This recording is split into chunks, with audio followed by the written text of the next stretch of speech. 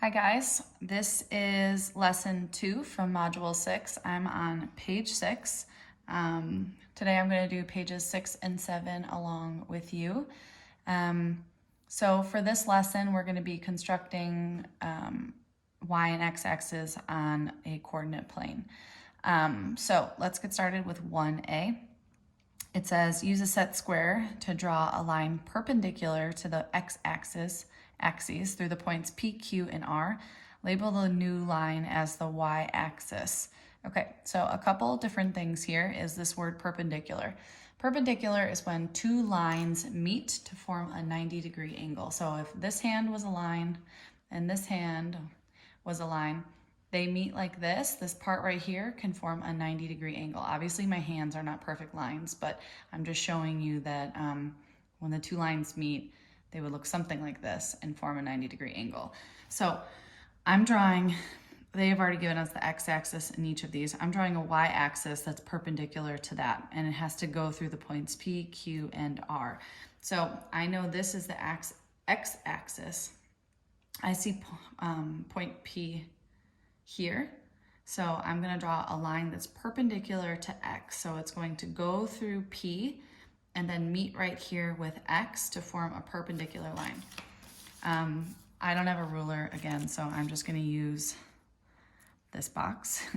Not the best, but all I have for right now. All right, so I have drawn a line that is perpendicular to the axis x. They also want us to label the new line as the y-axis. So this is y. And if you wanted to, if this was a real coordinate plane, this here would be 0. You could do 1, 2, 3, and so on. 1, 2, point P could be 3, whatever. Just want to show what that would look like. All right, now let's look here. I'm going to actually have to probably turn my paper for this one. If you notice, I tore mine out. If you guys want to tear yours out, you can. It was really hard to though. Like I almost ripped my whole paper. Okay, if this is the x-axis, I'm going to go ahead and draw a line through Q just like we did with P over there and label it as the y-axis. Okay, I want you to do this last one on your own. So pause the video. All right, you should have drawn a line. They wanted it to go through R, making a 90-degree angle and labeling it Y. Okay, so this is just easy practice to show on a coordinate plane that it's two axes, an X and a Y axis, and where they meet, it forms a 90-degree angle. Okay, it says choose the perpendicular lines above, create a coordinate plane, mark 7 units. Oh, okay, well, I should have read the directions before. They want us to mark 7 units. I've already done 3, which probably isn't the best spacing, so I'm going to go ahead and do this again.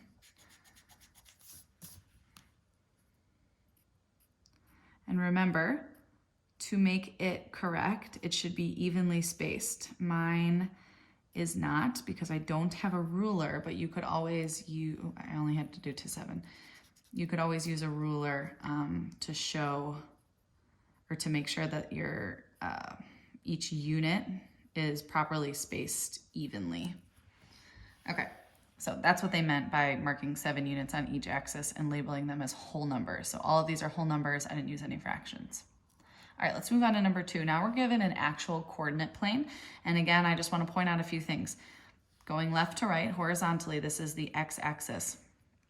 Vertically is the y-axis, and the perpendicular lines meet to form a 90-degree angle, and that origin is 0.